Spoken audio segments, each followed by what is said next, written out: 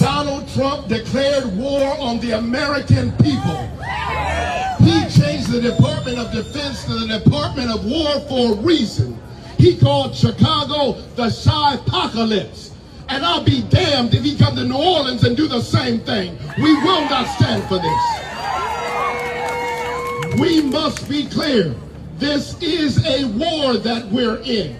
And when there's war, we recruit everybody. We recruit anybody and everybody that is willing to fight. So I'm standing here right now recruiting every politician. I should not be the only candidate out here that's running for office right now. We got a rapist for a president. Damn, they'll take that over black and it's evident. This motherfucker got a rap sheet. That fake shooter was a patsy. We lost a race in a blink. We lost a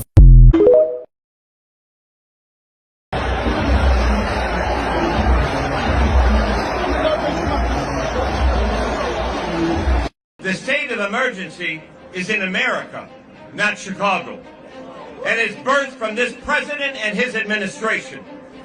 Dr. King said he could not raise his voice against the violence of the oppressed without having first spoken clearly to the greater purveyor of violence, his own country. And those are my words to you, Mr. Trump. Before you dare speak about any violence in Chicago, look into your mirror and address the violence coming from the White House. The violence of cutting SNAP, which will cut $2.4 million in food access, put 360,000 Illinoisans at risk by taking food off their tables. Address the violence of cutting Medicare and Medicaid by $500 million, reducing access to doctors, and threatening the closure of hospitals and nursing home facilities throughout the state of Illinois. Literally putting Americans in life and death situations. Some Americans will die because of your Medicaid cuts. Yesterday we learned that Donald Trump's former Chief of Staff, John Kelly, a retired four-star general, confirmed that while Donald Trump was president, he said he wanted generals like Adolf Hitler had. Donald Trump said that because he does not want a military that is loyal to the United States Constitution. He wants a military that is loyal to him. He wants a military who will be loyal to him personally, one that will obey his orders even when he tells them to break the law or abandon their oath to the Constitution of the United States. In just the past week, Donald Trump has repeatedly called his fellow Americans the enemy from within, and even said that he would use the United States military to go after American citizens.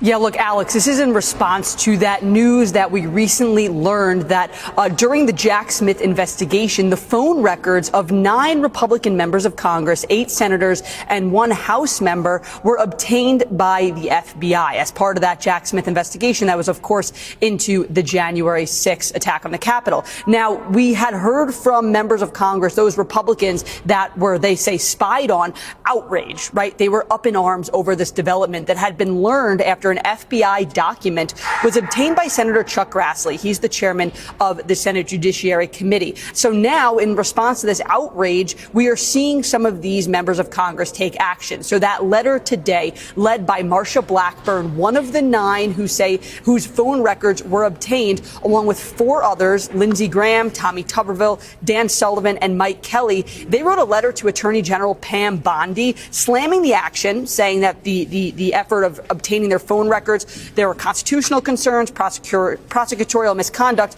and they're also saying there was no predicate for the action of obtaining their files. I want to read part of this for you. Quote, "It is clear to us that this invasion of our privacy was nothing more than a fishing expedition geared towards targeting President Trump." Now, specifically here, Alex, the group is asking Pam Bondi to refer Jack Smith and any prosecutors who helped with the issuance of these subpoenas for phone records to the Justice Department's Office of professional responsibility. This is part of the DOJ that was established in 1975 after Watergate. It's essentially meant to make sure that the DOJ acts in a proper way, that its duties are properly carried out. These 5 lawmakers are saying that once that entity does its investigation, they believe that there will be credence for Jack Smith to be disbarred. I want to read to you again part of this letter. Quote, "We firmly believe that upon examination of OPR's findings, these state entities, the ones where Jack Smith has a license to practice law, should consider all options in holding Smith accountable for this misconduct, including disbarment." So again, Alex, we knew that there was this outrage among these 9 Republican members of Congress over this news of their phone records being obtained. They are turning that outrage into action right now. We will reach out to Jack Smith to see if he has any comment on this development, but absolutely will be a story we'll continue to follow.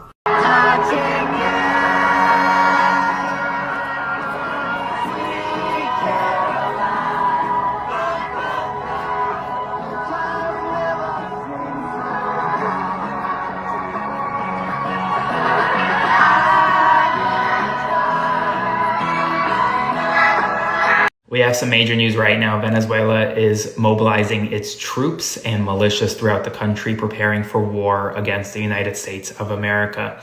This comes as the United States has, obviously, as you know, the warships, the Navy has struck, the military has struck a number of Venezuelan boats in the Southern Caribbean.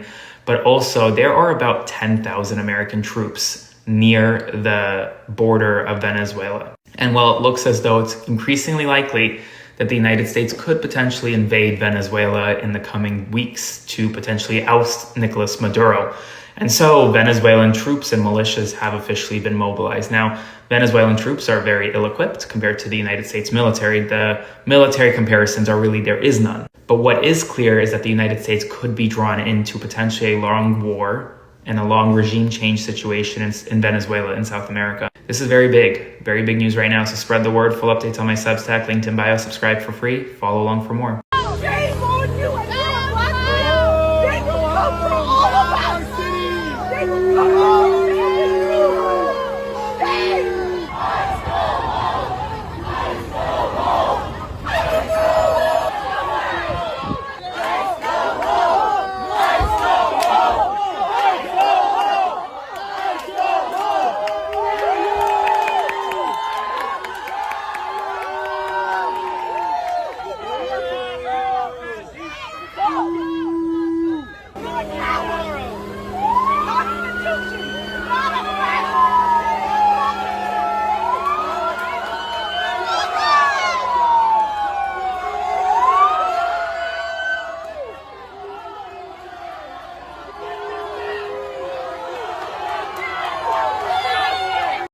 They were born to be criminals, frankly. This is one of the most dangerous and, quite honestly, gross things I've heard a president of the United States say. You're going to hear Donald Trump, the president of the United States, set the stage for a broader deployment of federal troops in cities like Chicago and Baltimore this time.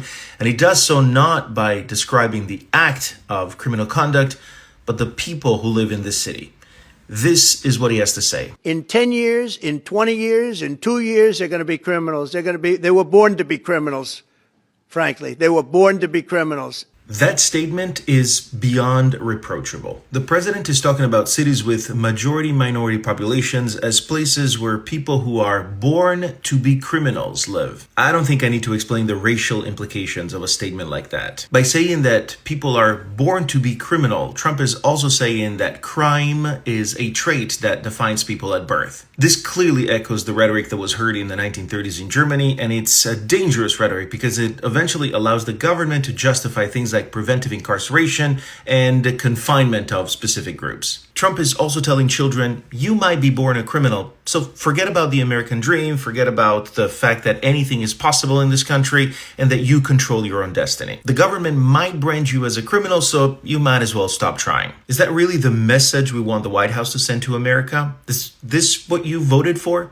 A country where incarceration isn't about rehabilitating or reintegrating, it's only about punishment and isolation. A country where the guarantees of equal protection under the law are completely raised because, guess what, the president just branded you a born criminal. This is the message coming out of the president's mouth today, a message that denies human dignity or the ability to improve and grow. This is the foundation for discriminatory policies, for a justice system that doesn't have to be just, but only punish. It goes against every core value of justice and fairness and equal opportunity that should be at the root of our country. And once again, it makes me a little less proud to be part of this America.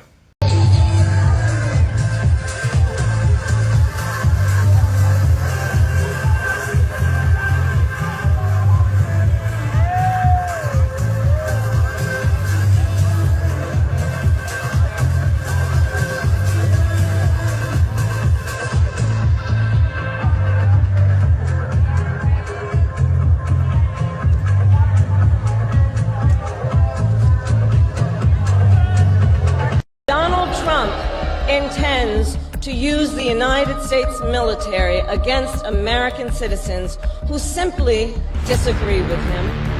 People he calls, quote, the enemy from within. America, this is not a candidate for president who is thinking about how to make your life better. This is someone who is unstable, obsessed with revenge, consumed with grievance, and out for unchecked power. But it seems that the ones that are run by the radical left Democrats, what they've done to San Francisco, Chicago, New York, Los Angeles, they're very unsafe places, and we're going to straighten them out one by one. And this is going to be a major part for some of the people in this room. That's a war, too. It's a war from within.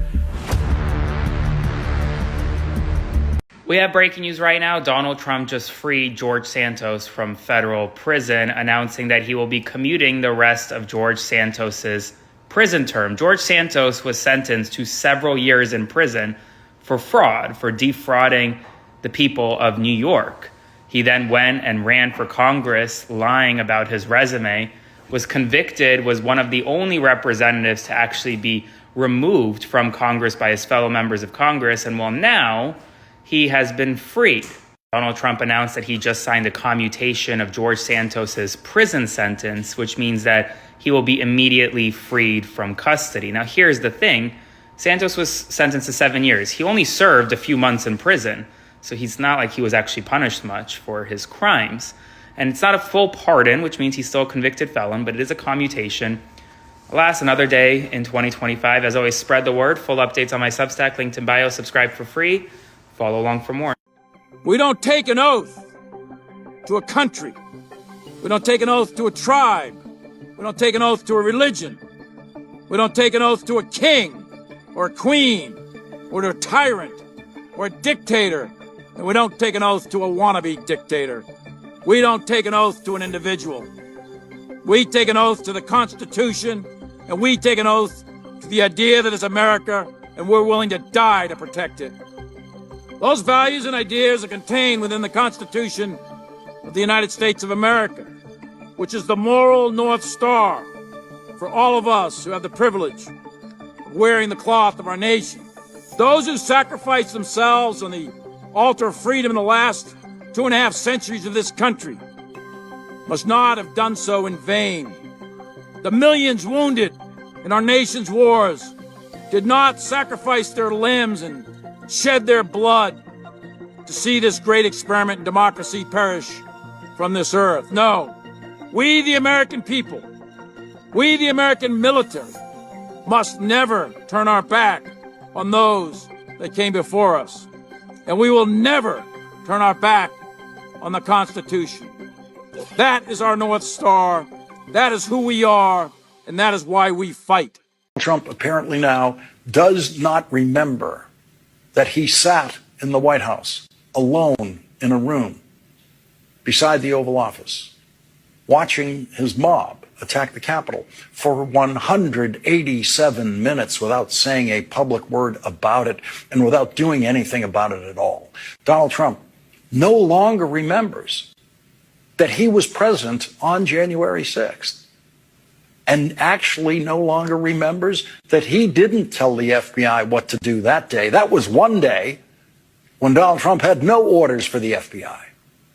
Donald Trump did not tell the military what to do that day. Donald Trump didn't tell anyone what to do that day, but he doesn't remember any of that now. It was Vice President Mike Pence who took over the authority of the presidency during the attack on the Capitol and did everything he could from the executive branch to order reinforcements rush to the Capitol. This is yet another. Good afternoon. My colleagues and I remain squarely focused on achieving our dual mandate goals of maximum employment and stable prices for the benefit of the American people. While the unemployment rate remains low, it has edged up. Job gains have slowed and downside risks to employment have risen. At the same time, inflation has risen recently and remains somewhat elevated. In support of our goals and in light of the shift in the balance of risks, today the Federal Open Market Committee decided to lower our policy interest rate by 1/4 percentage point. We also decided to continue to reduce our securities holdings. I'll have more to say about monetary policy after briefly reviewing economic developments. Recent indicators suggest that growth of economic activity has moderated. GDP rose at a pace of around 1.5% in the first half of the year, down from 2.5% last year. The moderation in growth largely reflects a slowdown in consumer spending. In contrast, business investment in equipment and intangibles has picked up from last year's pace. Activity in the housing sector remains weak. In our summary of economic projections, the median participant projects GDP to rise 1.6% this year and 1.8% next year, a touch stronger than projected in June. Talk is cheap. Release the Epstein files. Donald Trump and congressional Republicans rather protect pedophiles and billionaires than swear in Adelita Grijalva. The only thing that we're asking of Republicans right now is to protect survivors the same way that you've decided that you want to protect billionaires and pedophiles. Now, Donald Trump called this a hoax. After talking to the survivors, we know this is not a hoax. It's very real. We need justice. The American people deserve transparency. We need Republicans to act. We need to release the Epstein files. We need to hold abusers accountable. Bring the House back now.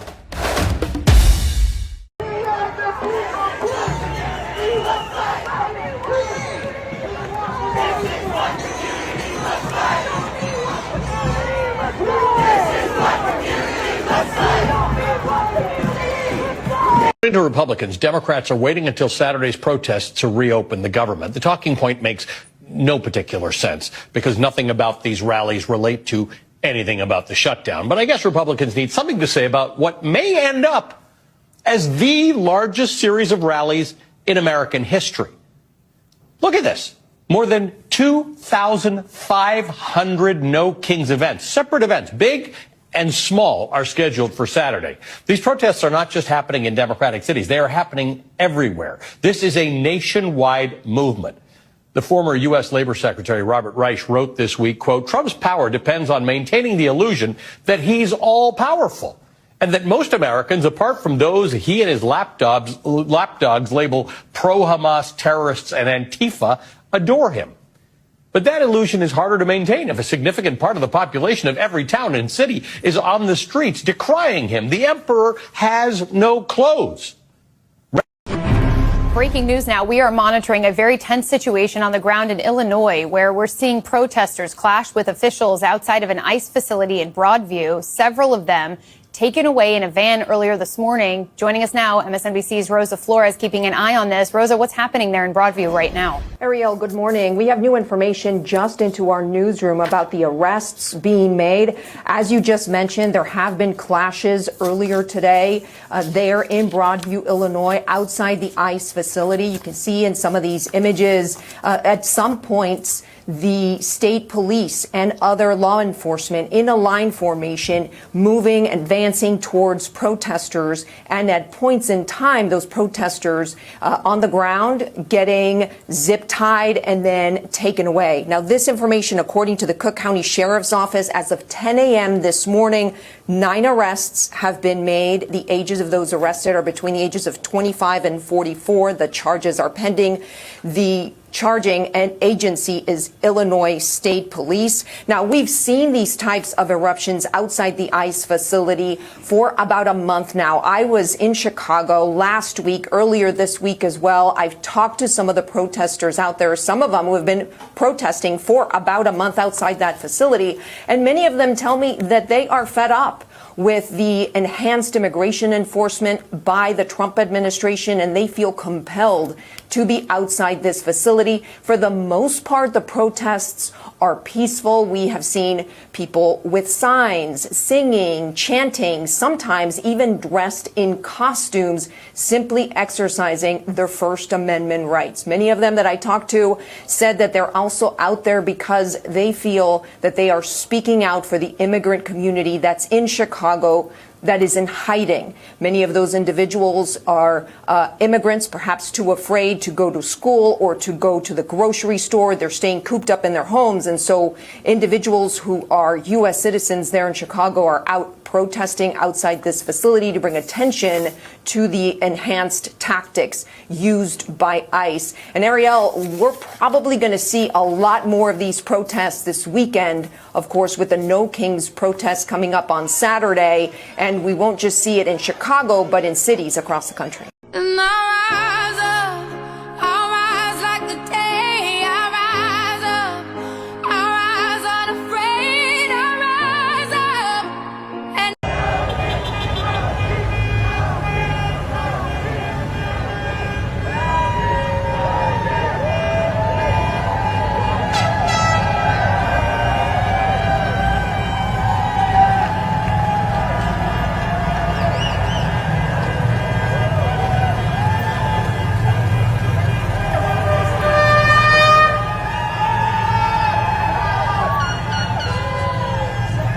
today, this was a large protest on the lawn at the main campus quad at the University of Virginia.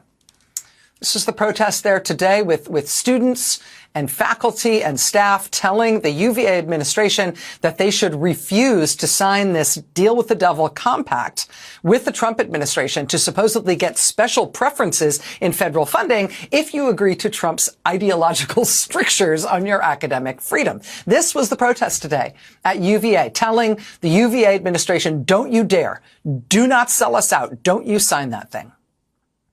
This was today. And then this, tonight, was the statement, in fact, released by UVA's president, saying, okay, we're not doing it. We have told the Trump administration no. Remember when it was just Harvard standing up and all the other universities were too intimidated to say no? Well, now even the ones that caved before or that signed deals before with Trump, places like Brown University, even those schools have now learned that maybe signing deals with Trump is not a good idea. Trying to appease him, trying to stay on his good side is folly. It just shows weakness. It invites him to come back and bully you some more. And so in quick succession, we have seen MIT and Brown and Penn and USC and now UVA as well. They've all told the Trump White House, no, we're not doing it. We're not signing on to your little compact to restrict our academic freedom and our ideological freedom of movement in order to try to keep you happy. No, we are not doing it. We have learned our lesson. Forget it. Like many of you, I've become increasingly concerned about the rising wave of authoritarianism sweeping the globe. We're seeing politicians target civil society, undermine freedom of the press, weaponize the justice system. And no one is being spared. Even countries that thought they were immune from wholesale assaults on democracy now understand we're all part of this struggle. That's an enormous challenge, but it also means we can learn from each other. I recently sat down with 3 leaders who are part of the Obama Foundation's alumni network to discuss their work in Hungary and Poland, 2 countries on the leading edge of confronting autocracy. People like Stefania, Sandor, and Susanna, they give me hope. And it's why a big part of our mission here at the Foundation is to connect, inspire, and empower leaders like them.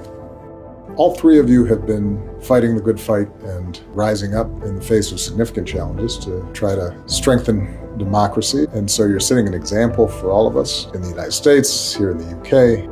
Democracy is something to be practiced regularly. We need people to be engaged and to be empowered for them to feel the ownership of the country, that it's theirs, and not to give it away to someone.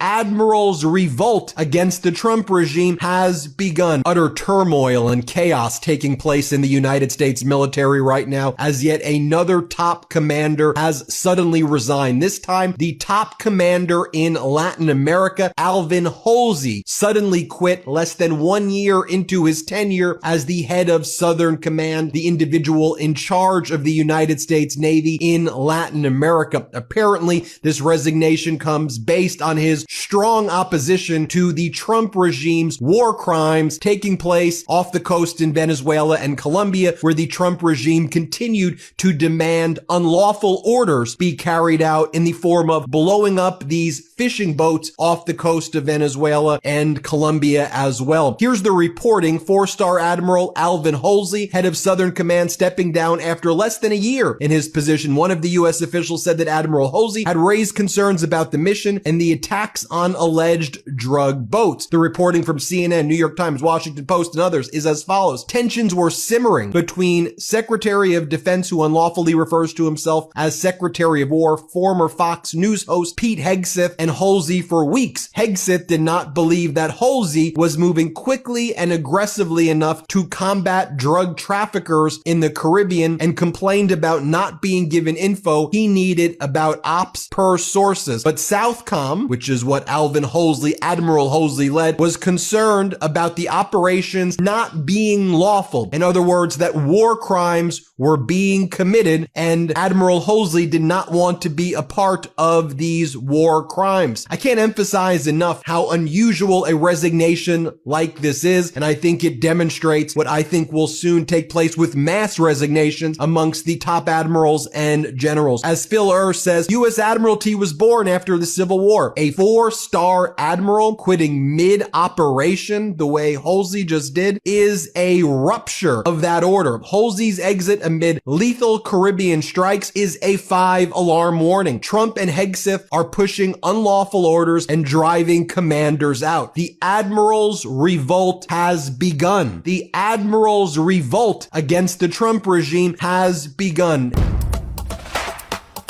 Tragically, we have a 2-bit demagogue who is president of the United States right now. And he understands that his policies are failing, prices are going up. He's trying to defend a health care package which will throw 15 million people off the health care they have and double premiums for 20 million Americans. He can't defend that, and he knows that.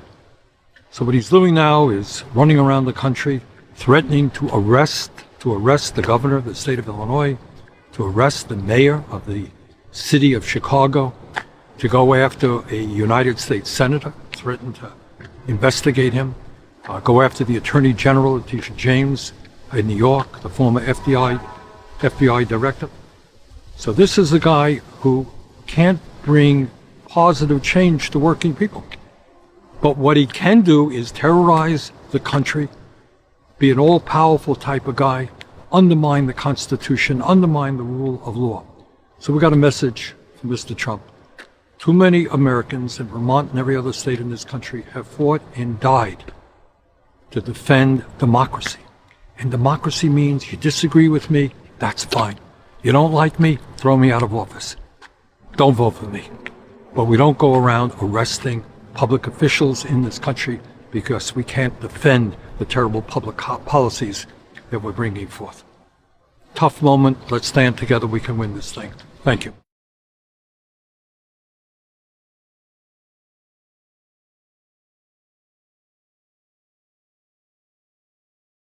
The weekend, we received numerous confirmed reports of federal agents from ICE and Customs and Border Patrol abusing their power, intimidating innocent civilians, and waging war on our people. All of this has been aimed at causing chaos and mayhem in the hopes of creating a pretext to deploy military troops against Chicago and Broadview and other suburbs, just as the president is doing right now in Oregon.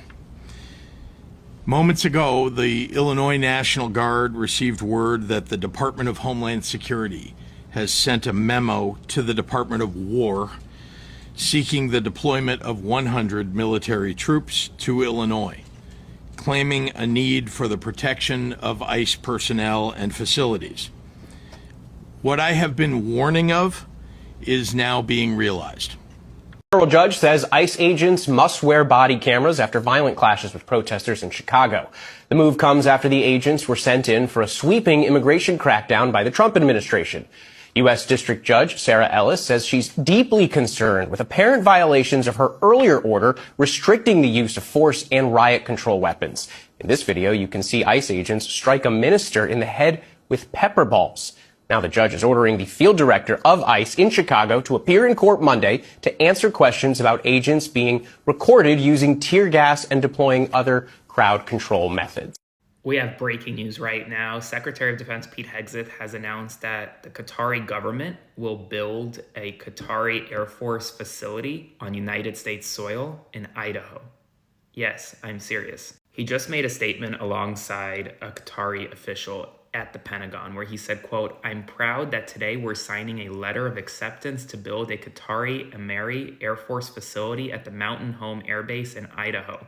It will house Qatari F-15 fighter jets and Qatari troops on American soil." The Qatari government will now have what is akin to an Air Force base within the United States of America in Idaho. Remember, this is the same government that gave Donald Trump as a gift a massive Boeing 747 jet that he will soon use as Air Force One. Spread the word. Full updates on my Substack, linked in bio. Subscribe for free.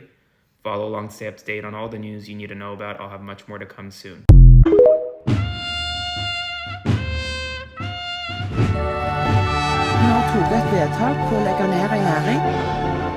If you don't have any art, you're pretty much lost.